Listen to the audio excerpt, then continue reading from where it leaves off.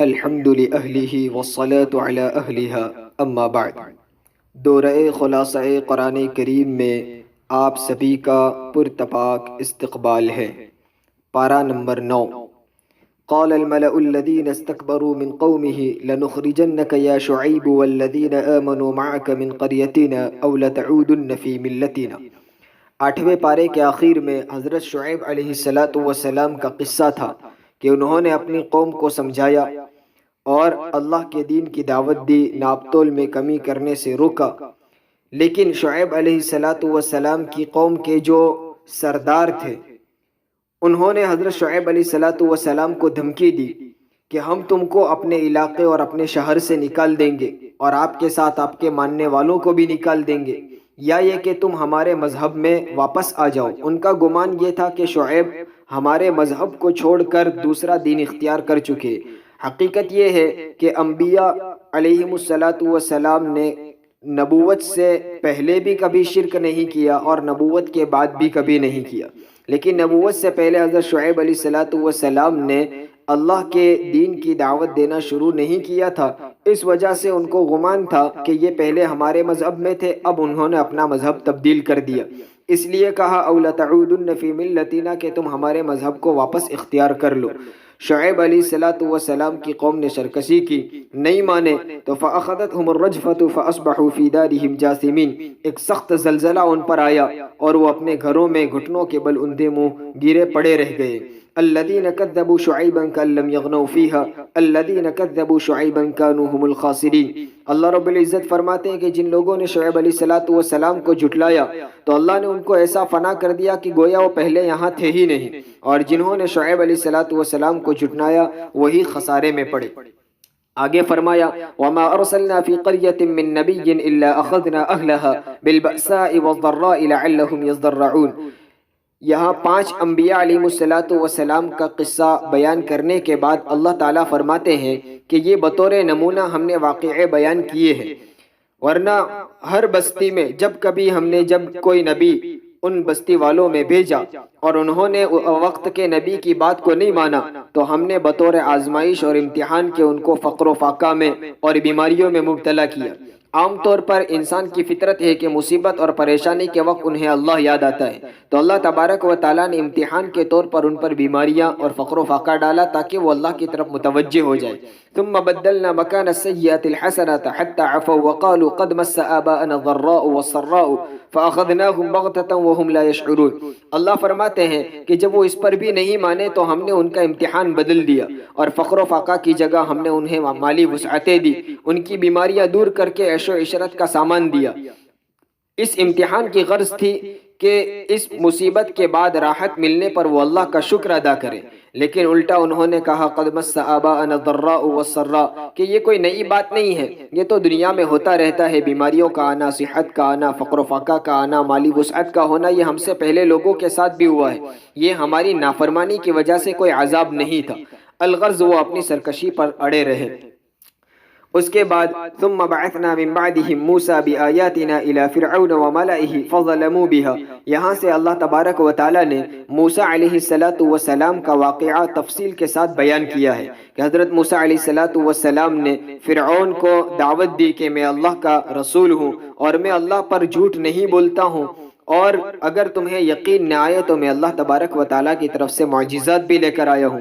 فرعون نے معجزات کا مطالبہ کیا۔ یہاں بطور خاص موسیٰ علیہ السلام کے 2 معجزوں کا ذکر ہے۔ فَأَلْقَى عَصَاهُ فَإِذَا هِيَ ثُعْبَانٌ مُّبِينٌ وَنَزَعَ يَدَهُ فَإِذَا هِيَ بَيْضَاءُ لِلنَّاظِرِينَ۔ موسیٰ علیہ السلام نے اپنا عصا زمین پر ڈالا تو وہ سانپ بن گیا، اور اپنے ہاتھ کو بغل میں داخل کیا اور پھر باہر نکالا تو وہ سورج کی طرح روشن ہو گیا۔ لیکن فرعون کے لوگوں نے اس کو جادو کہہ کر ٹال دیا اور کہنے لگے کہ جادوگروں سے موسیٰ کا مقابلہ کروایا جائے۔ فرعون کے دربار میں جادوگروں کو بلایا گیا اور موسیٰ علیہ السلام کا ان جادوگروں سے مقابلہ ہوا۔ یہاں بھی موسیٰ علیہ السلام کو اللہ تعالیٰ نے حکم دیا القی عصاک، اپنے عصے کو ڈال دو۔ فَإِذَا هِيَ تَلْقَفُ مَا يَأْفِكُونَ، جب موسیٰ علیہ السلام نے اپنا عصا ڈال دیا تو وہ بڑا اژدہا بن گیا اور جادوگروں کے چھوٹے چھوٹے چھوڑے ہوئے سانپوں کو وہ نگل گیا۔ اس معجزوں کے دیکھ کر جادوگر سجدہ ریز ہو گئے اور کہنے لگے آمنا برب العالمین رب موسیٰ و ہارون، کہ ہم تمام جہانوں کے پروردگار پر جو موسیٰ اور ہارون کا پروردگار ہے ہم اس پر ایمان لے آئے۔ اس کے بعد فرعون کی قوم پر آنے والے عذاب کا ذکر ہے۔ فَأَرْسَلْنَا عَلَيْهِمُ الطُّوفَانَ وَالْجَرَادَ وَالْقُمَّلَ وَالضَّفَادِعَ وَالدَّمَ آيَاتٍ مُفَصَّلَاتٍ، کہ فرعون کی قوم موسیٰ علیہ السلام کی نافرمانی کرتی رہی تو اللہ تبارک و تعالیٰ نے ان پر الگ الگ عذاب بھیجے۔ ایک عذاب طوفان اور سخت بارش کا بھیجا کہ اس کو دیکھ کر وہ قوم راہ راست پر آ جائے۔ جب سخت طوفان آیا تو وہ موسیٰ علیہ السلام سے کہنے لگے کہ آپ اپنے پروردگار سے دعا کیجئے، اب جب یہ طوفان ہٹ جائے گا تو ہم ضرور ایمان لے آئیں گے اور بنو اسرائیل کی قوم کو ہم آزاد کر دیں گے۔ جب موسیٰ علیہ السلام نے دعا کی وہ عذاب ٹل گیا اور انہیں ایک مہلت دی، لیکن اس کے باوجود وہ نہیں مانے تو پھر دوسرا عذاب آیا، والجراد، ٹڈیوں کا عذاب، کہ ٹڈیوں کے دل آئے، انہوں نے ان کی کھیتیوں کو برباد کر دیا، ان کی بستیوں کو اجاڑ دیا۔ پھر موسیٰ علیہ السلام سے دعا کی درخواست کی، موسیٰ علیہ السلام نے دعا فرمائی اور اللہ تعالیٰ نے وہ عذاب ہٹا دیا۔ پھر وہ اپنی ہٹ دھرمی پر قائم رہے۔ اللہ نے تیسرا عذاب بھیجا، والقمل، جوؤں کا عذاب، کہ جہاں دیکھو ہر جگہ جوئیں، کھانے میں، پینے میں، کپڑوں اور بدن میں، ہر جگہ جوئیں پھیلنے لگی۔ اس عذاب کے بعد بھی انہوں نے موسیٰ علیہ السلام سے دعا کی درخواست کی، عذاب ٹلا، پھر وہ اپنی ہٹ دھرمی پر قائم رہے۔ پھر اللہ نے عذاب بھیجا، والضفادع، میڈک کا عذاب، جہاں دیکھو وہاں میڈک ہی میڈک، ہر کھانے پینے کی چیزوں میں، برتنوں میں، گھر کے ہر کونے میں اور ہر جگہ میڈک ہی میڈک موجود تھے۔ یہ عذاب ٹلا تو پھر وہ اپنی ہٹ دربی پر رہے۔ پھر اللہ نے عذاب بھیجا، والدم، خون کا عذاب، کہ پانی پیتے تو وہ خون بن جاتا، کھانا کھانے بیٹھتے تو اس میں خون نظر آتا۔ پھر موسیٰ علیہ السلام سے دعا کی درخواست کی، ہر مرتبہ وہ دعا کی درخواست کرتے رہے اور پھر اپنی ہٹ دھرمی پر قائم رہے۔ اللہ نے فرمایا، وَلَمَّا وَقَعَ عَلَيْهِمُ الرِّجْزُ قَالُوا يَا مُوسَى ادْعُ لَنَا رَبَّكَ بِمَا عَهِدَ عِندَكَ، جب ان پر عذاب آتا تو موسیٰ سے کہتے کہ اپنے پروردگار سے ہمارے لیے دعا کیجیے۔ لَئِن كَشَفْتَ عَنَّا الرِّجْزَ لَنُؤْمِنَنَّ لَكَ وَلَنُرْسِلَنَّ مَعَكَ بَنِي إِسْرَائِيلَ، اگر ہم سے عذاب ہٹ جائے گا تو ہم ضرور ایمان لے آئیں گے اور بنو اسرائیل کو تمہارے ساتھ بھیج دیں گے۔ لیکن ہوا کیا، فَلَمَّا كَشَفْنَا عَنْهُمُ الرِّجْزَ إِلَىٰ أَجَلٍ هُمْ بَالِغُوهُ إِذَا هُمْ يَنكُثُونَ، جب ان سے عذاب ہٹ جاتا تو پھر وہ اپنی ہی پہلی حالت پر آ جاتے تھے۔ اللہ تعالیٰ نے فرمایا، فَانْتَقَمْنَا مِنْهُمْ فَأَغْرَقْنَاهُمْ فِي الْيَمِّ، ہم نے ان سے انتقام لیا، بدلہ لیا اور ہم نے ان کو پانی میں غرق کر کے ختم کر دیا۔ آگے فرمایا، قالوا یا موسیٰ اجعل لنا الہا کما لہم آلہہ، جب فرعون کی قوم قبطی قوم برباد ہو گئی تو موسیٰ علیہ السلام بنو اسرائیل کو لے کر دریا کے پار ہو گئے۔ جب اس پار پہنچ گئے تو وہاں ایک بستی سے گزر ہوا جہاں کچھ لوگ بتوں کی پرستش کرتے تھے۔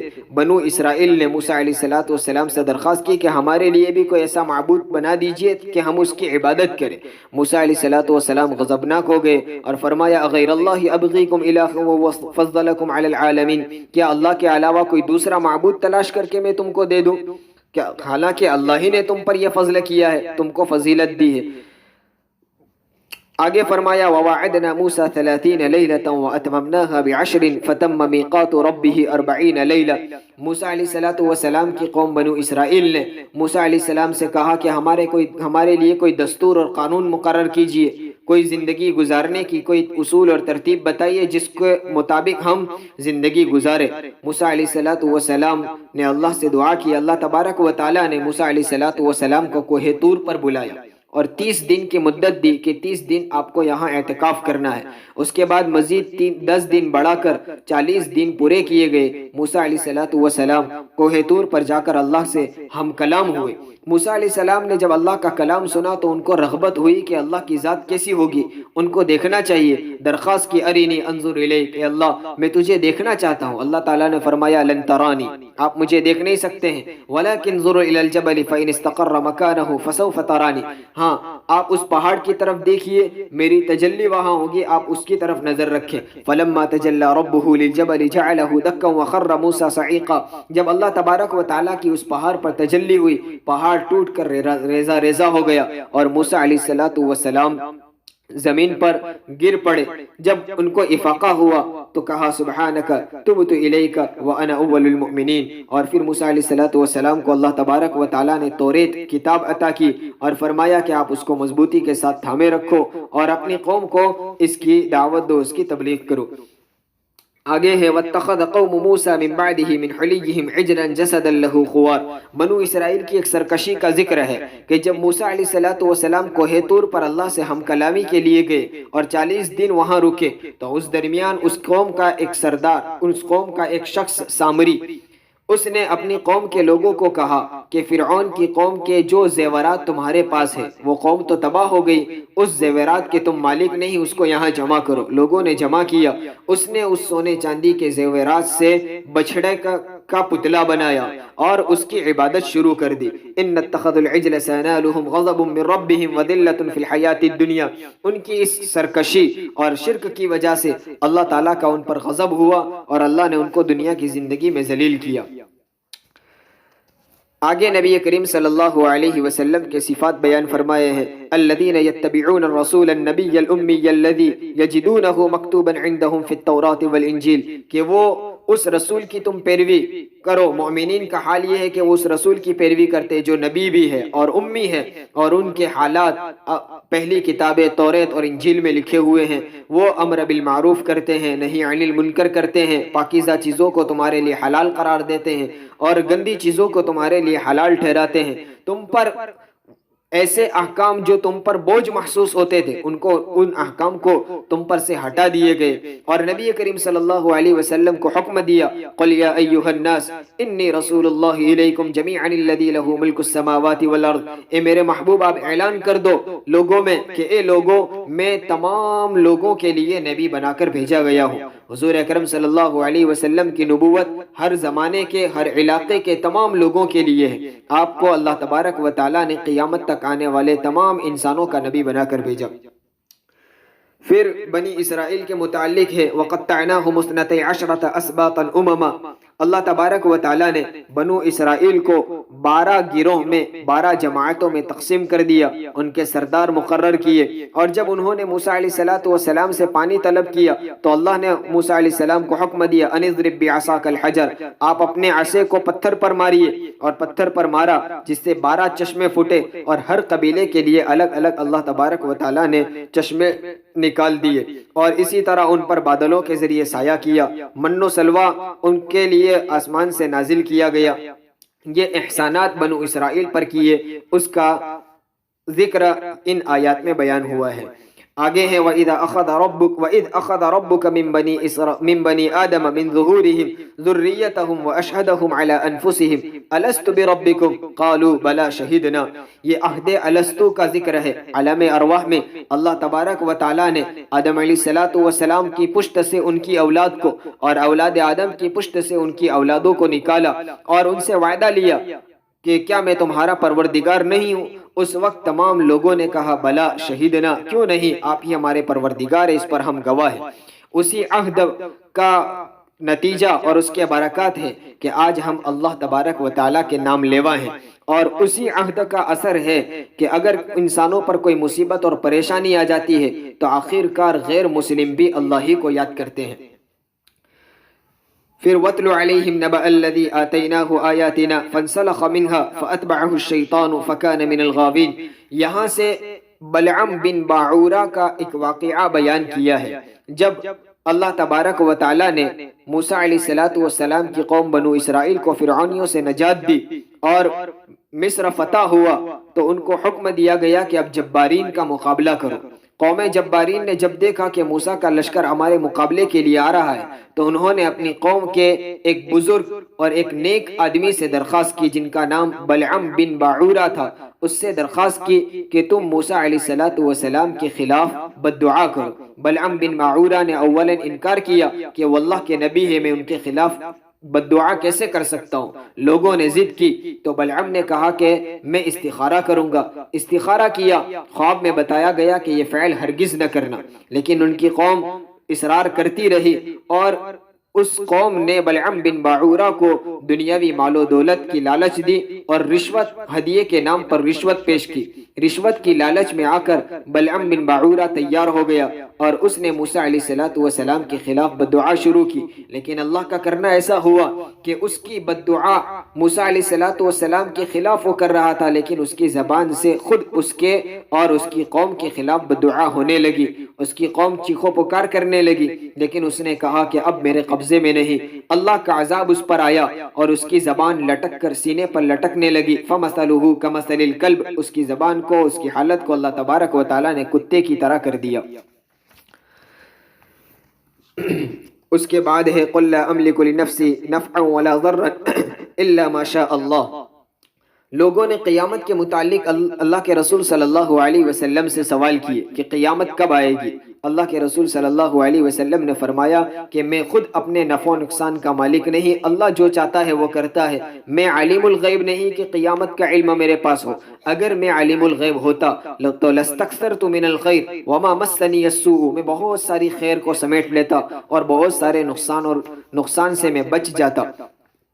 اس آیت سے معلوم ہوا کہ نبی کریم صلی اللہ علیہ وسلم عالم الغیب نہیں تھے۔ پھر قرآن کی عظمت کو بیان کیا ہے وَإِذَا قُرِئَ الْقُرْآنُ فَاسْتَمِعُوا لَهُ وَأَنصِتُوا لَعَلَّكُمْ تُرْحَمُونَ، جب قرآن سنانے کے لیے پڑھا جاتا ہو تو اس وقت کان لگا کر سننا اور خاموش رہنا ضروری ہے، اور جب نماز میں قرآن امام پڑھے تو جہری نماز میں دھیان سے کان لگا کر امام کی قرآت کو سنے اور سری نماز میں خاموش رہے۔ سورۃ الانفال، انفال یہ نفل کی جمع ہے۔ نفل کا معنی ہوتا ہے اضافی اور زائد چیز۔ اللہ کے راستے میں جہاد کے نتیجے میں ملنے والا مال غنیمت، اس کو بھی انفال کہا جاتا ہے، چونکہ جہاد سے مقصد اللہ کی رضا ہے، لیکن ایک اضافی اور زائد چیز اللہ تبارک و تعالی غنیمت کے طور پر عطا کرتے ہیں، اس کو انفال کہا جاتا ہے۔ اس کا حکم ابتدائی آیات میں بیان کیا ہے۔ اس کے بعد مومنین کے 5 صفات بیان فرمائے ہیں کہ مومنین کی پہلی صفت خشیت ہے کہ جب وہ اللہ کا ذکر کرتے ہیں تو ان کے دلوں میں خشیت آ جاتی ہے، ان کا دل کانپنے لگتے ہیں۔ اور دوسری صفت وَإِذَا تُلِيَتْ عَلَيْهِمْ آيَاتُهُ زَادَتْهُمْ ایمانا، دوسری صفت ان کی تلاوت کی ہے کہ وہ تلاوت کرتے ہیں اور ان آیات کی وجہ سے ان کے ایمان میں بڑھوتری اور اضافہ ہونے لگتا ہے۔ مومنین کی تیسری صفت یہ ہے کہ وہ اللہ ہی پر بھروسہ کرتے ہیں۔ چوتھی صفت یقیمون الصلاۃ، وہ نماز کا اہتمام کرتے ہیں۔ پانچویں صفت سخاوت ہے کہ وَمِمَّا رَزَقْنَاهُمْ يُنْفِقُونَ، کہ وہ اللہ کے راستے میں اللہ کا دیا ہوا مال خرچ کرتے ہیں۔ پھر کما اخرجک ربک من بیتک بالحق، یہاں سے غزوہ بدر کا تفصیلی واقعہ بیان کیا ہے جو سن ہجری 2 میں پیش آیا۔ اللہ تبارک و تعالی نے مسلمانوں کی ایک قلیل جماعت 313 پر مشتمل تھی، اس کو فتح عطا فرمائی 1000 کے لشکر پر۔ آگے 5 مرتبہ اللہ تبارک و تعالی نے اہل ایمان کو خطاب کر کے 5 اصول بیان کیے ہیں۔ پہلا اصول یا ایھا الذین آمنوا اذا لقیتم الذین کفروا زحفا فلا تولوهم الادبار، جب تم دشمنوں کے مقابلے کے لیے آؤ تو پیٹھ پھیر کر نہ بھاگو۔ دوسرا اصول یا ایھا الذین آمنوا اطیعوا اللہ ورسولہ ولا تولوا عنہ وانتم تسمعون، کہ تم اللہ اور اس کے رسول کی اطاعت کرو۔ تیسرا اصول بیان فرمایا یا ایھا الذین آمنوا استجیبوا للہ وللرسول اذا دعاکم، جب اللہ اور اس کے رسول تمہیں پکارے تو تم ان کا جواب دو۔ نمبر 4 یا ایھا الذین آمنوا لا تخونوا اللہ والرسول وتخونوا اماناتکم، کہ تم اللہ اور اس کے رسول سے خیانت نہ کرو اور اپنی امانتوں میں بھی خیانت نہ کرو۔ نمبر 5 یا ایھا الذین آمنوا ان تتقوا اللہ یجعل لکم فرقانا ویکفر عنکم سیئاتکم ویغفر لکم، کہ تم اللہ سے ڈرتے رہو، اللہ تبارک و تعالی تمہارے گناہوں کو معاف کر دے گا اور تمہاری مغفرت کر دے گا۔ آخر پارے میں مومنین کفار کو یہ ترغیب دی ہے قل للذین کفروا ان ینتہوا یغفر لهم ما قد سلف وان یعودوا فقد مضت سنت الاولین، کفار سے آپ صلی اللہ علیہ وسلم کو حکم دیا کہ آپ کفار سے کہہ دو کہ اگر تم اپنی ان سرکشیوں سے باز آ جاتے ہو، اپنی ان نافرمانیوں سے باز آ جاتے ہو تو تمہارے لیے اللہ تبارک و تعالی تمہاری مغفرت کر دے گا، تمہارے پچھلے گناہ معاف کر دے گا۔ اگر ایمان قبول کر لیتے ہو تو تمہاری پچھلی سرکشیوں کو اللہ معاف کر دے گا، اور اگر تم اپنی اپنی اسی ہٹ درمی اور سرکشی پر قائم رہتے ہو تو اللہ تبارک و تعالیٰ کا طریقہ پہلے گزر چکا ہے کہ اللہ نے اگلی امتوں کو جس طرح ان کی سرکشیوں کی وجہ سے برباد کیا تم کو بھی برباد کر دے گا۔ یہ 90 پارے کا مختصر خلاصہ تھا۔ اللہ تبارک و تعالیٰ قرآن کریم کا صحیح فہم ہمیں عطا فرمائے، اس پر عمل کی توفیق عطا فرمائے، آمین۔ السلام علیکم ورحمۃ اللہ وبرکاتہ۔